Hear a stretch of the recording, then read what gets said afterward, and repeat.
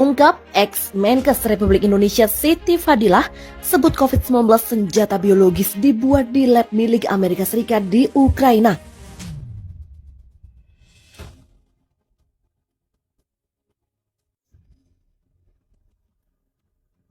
Beredar artikel-artikel yang berisi klaim dari mantan Menteri Kesehatan Siti Fadilah Supari yang menyatakan bahwa COVID-19 sebagai senjata biologi yang direkayasa di laboratorium Amerika Serikat di Ukraina. Yang berjudul Terang Benderang, Rusia bongkar eksperimen COVID di lab Amerika Serikat Ukraina. Siti Fadilah menyatakan sudah bukan konspirasi, kejahatan pasti terungkap. Demikian yang terbit di situs bergelora.com, berikut kutipan isi artikel tersebut. Cepat atau lambat, kejahatan pasti terungkap. Jadi, COVID adalah tidak natural, tapi rekayasa si laboratorium Amerika Serikat di Ukraina untuk senjata biologi sudah bukan konspirasi lagi, karena sudah disiarkan terbuka oleh Rusia. Demikian ucap mantan Menteri Kesehatan Siti Fadilah Supari kepada bergelora.com di Jakarta. Dikutip dari Turnback Hoax pada Kamis, berdasarkan hasil penelusuran, artikel yang berisi klaim dari mantan Menteri Kesehatan Siti Fadilah Supari yang menyatakan bahwa COVID-19 sebagai senjata biologi yang direkayasa di laboratorium Amerika Serikat di Ukraina merupakan klaim yang menyesatkan. Faktanya, klaim tersebut tidak terbukti. Ukraina punya puluhan laboratorium kesehatan umum yang fokusnya adalah meneliti dan memitigasi ancaman penyakit berbahaya, bukan untuk senjata biologi. Dilansir dari Tempo yang mengutip PolitiFact, organisasi pemeriksa fakta di bawah Poynter Institute, ada sejumlah laboratorium di Ukraina yang didukung oleh Amerika Serikat, Uni Eropa, Kanada, dan Organisasi Kesehatan Dunia. Tetapi, laboratorium ini bukan untuk senjata biologi, melainkan laboratorium yang bekerja untuk meneliti mikroorganisme penyebab penyakit atau patogen, termasuk yang menyebabkan antraks, wabah, dan demam berdarah pada manusia. Mereka juga mempelajari virus yang menyerang burung dan babi. Laboratorium semacam itu tidak lantas membuat mereka memiliki fasilitas senjata biologi. Hampir setiap negara memiliki laboratorium untuk menangani ancaman mikroba penyebab penyakit, dan beberapa di antaranya sangat mematikan. Departemen Pertahanan Amerika Serikat mengatakan bahwa ketika serangan Rusia dimulai, Kementerian Kesehatan Ukraina secara bertanggung jawab memerintahkan pembuangan sampel yang aman dan terjamin. Tindakan ini membatasi bahaya pelepasan patogen yang tidak disengaja jika laboratorium diserang oleh militer Rusia. Selain itu, dilansir dari BBC, Amerika Serikat menegaskan tuduhan Rusia benar-benar tidak masuk akal dan Rusia sedang menciptakan narasi bohong untuk membenarkan rangkaian tindakannya di Ukraina. Rusia menuduh Amerika Serikat dan Ukraina mengerjakan patogen-patogen dan berbagai infeksi berbahaya di 30 laboratorium yang tersebar di seantero Ukraina. Patogen adalah mikroorganisme yang bisa menyebabkan penyakit. Ukraina punya puluhan laboratorium kesehatan umum yang fokusnya adalah meneliti dan memitigasi ancaman penyakit berbahaya. Beberapa laboratorium ini menerima pendanaan dan sokongan lain dari Amerika Serikat, Uni Eropa, dan Organisasi Kesehatan Dunia atau WHO, seperti terjadi di banyak negara lainnya. Rusia mengklaim bahwa itu adalah laboratorium rahasia, namun rincian mengenai keterlibatan Amerika Serikat bisa ditemukan pada laman Kedutaan Besar Amerika Serikat. Pandemi COVID-19 telah dinyatakan menyelimuti dunia selama 2 tahun terakhir oleh Organisasi Kesehatan Dunia atau WHO. Mantan Menteri Kesehatan Menkes Siti Fadilah Supari kembali menyuarakan keraguan bahwa pandemi tersebut merupakan peristiwa alami dari persebaran virus yang tak terkendali.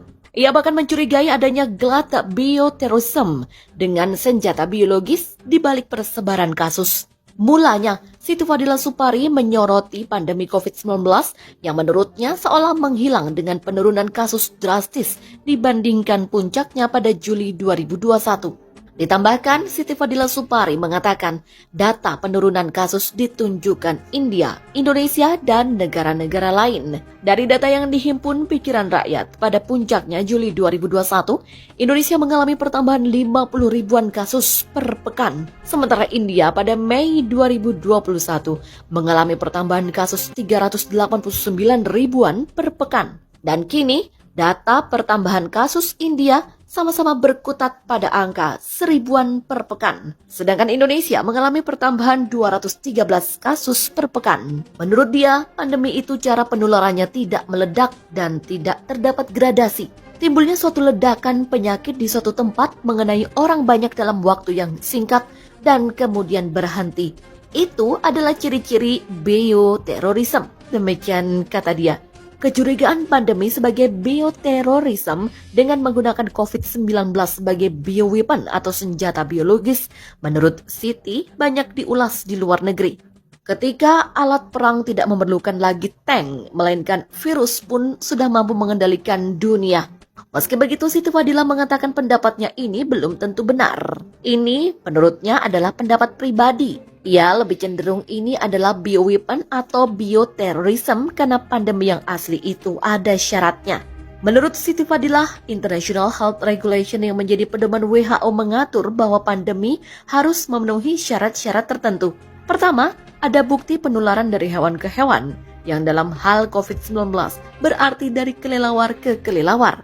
Kedua, ada bukti penularan dari hewan ke manusia.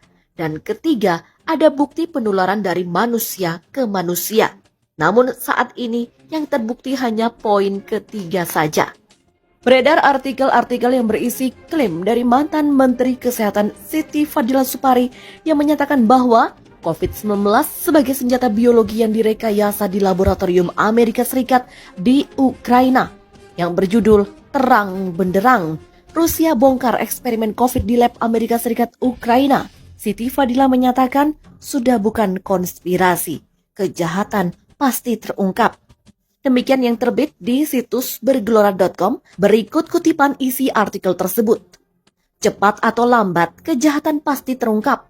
Jadi, COVID adalah tidak natural, tapi rekayasa si laboratorium Amerika Serikat di Ukraina untuk senjata biologi sudah bukan konspirasi lagi, karena sudah disiarkan terbuka oleh Rusia.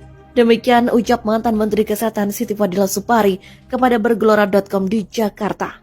Dikutip dari Turnback Hoax pada Kamis, berdasarkan hasil penelusuran, artikel yang berisi klaim dari mantan Menteri Kesehatan Siti Fadila Supari yang menyatakan bahwa COVID-19 sebagai senjata biologi yang direkayasa di laboratorium Amerika Serikat di Ukraina merupakan klaim yang menyesatkan. Faktanya, klaim tersebut tidak terbukti. Ukraina punya puluhan laboratorium kesehatan umum yang fokusnya adalah meneliti dan memitigasi ancaman penyakit berbahaya, bukan untuk senjata biologi.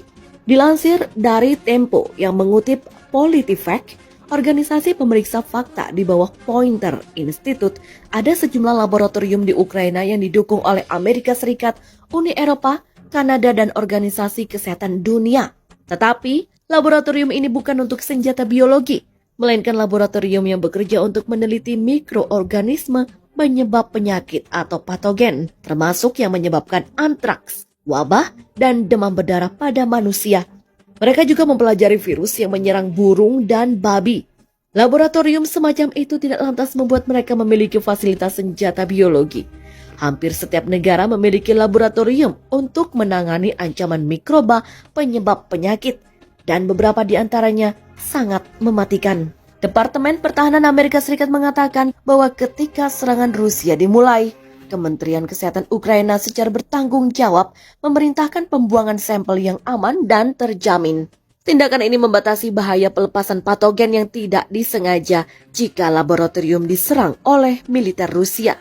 Selain itu, dilansir dari BBC, Amerika Serikat menegaskan tuduhan Rusia benar-benar tidak masuk akal dan Rusia sedang menciptakan narasi bohong untuk membenarkan rangkaian tindakannya di Ukraina. Rusia menuduh Amerika Serikat dan Ukraina mengerjakan patogen-patogen dan berbagai infeksi berbahaya di 30 laboratorium yang tersebar di seantero Ukraina. Patogen adalah mikroorganisme yang bisa menyebabkan penyakit. Ukraina punya puluhan laboratorium kesehatan umum yang fokusnya adalah meneliti dan memitigasi ancaman penyakit berbahaya.